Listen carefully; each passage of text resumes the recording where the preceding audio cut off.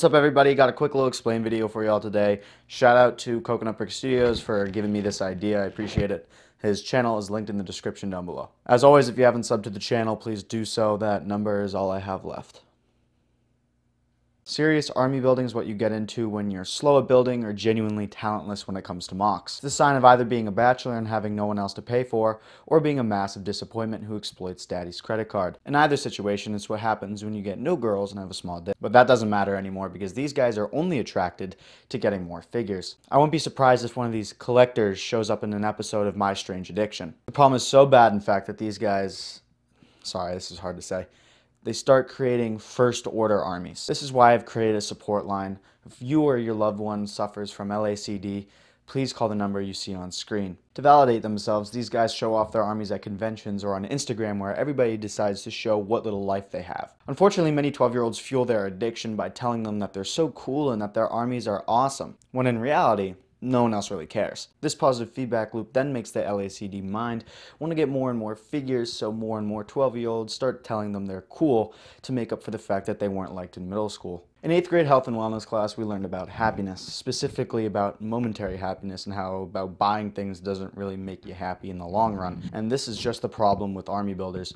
All they do is buy figures to make them happy. It's almost like they get a high out of it. Problem is, with each order, the happiness high gets less and less potent, and these guys end up buying thousands of figures just to feel something. To a lesser extent, there are people who casually buy figures. This may be because they are mock builders, are poor, or actually have common sense. These guys still spend absurd amounts of money on these figures, but it's nowhere near to the extent of the guys I talked about previously.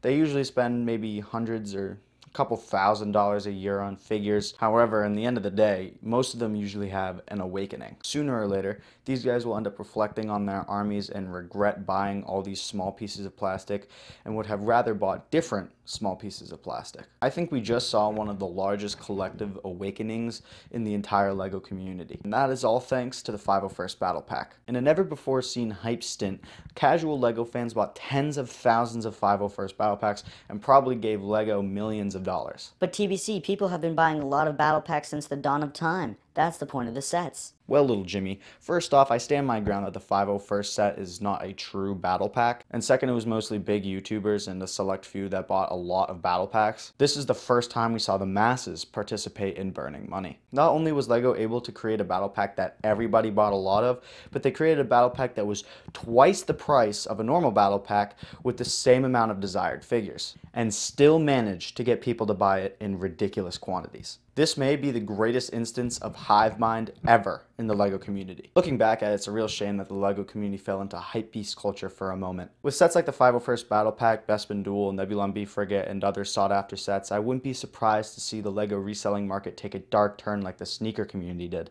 At first, sneaker reselling was much like LEGO now. Small but important, with a few really expensive shoes and a way for you to get sold-out sneakers for a little bit more money than retail. But now it has turned into a market which many leeches take advantage of, and this is all because people are led to believe a shoe was sought after because an influencer said so. We may see LEGO move down this path as well, but fortunately for LEGO, the window to get a set while it's in stock for retail is a lot wider than it is for sneakers. Nonetheless, it is still a scary prospect. If you're like me and bought an unnecessary amount of these battle packs, it's not all bad.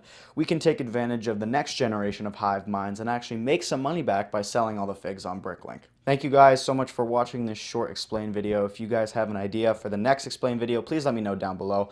Again, shout out to Coconut Brick Studios for giving me this idea. I appreciate it, man. Channel link is down below. Thank you all for watching. Hope you guys have a great day. I'll see you all later. Bye.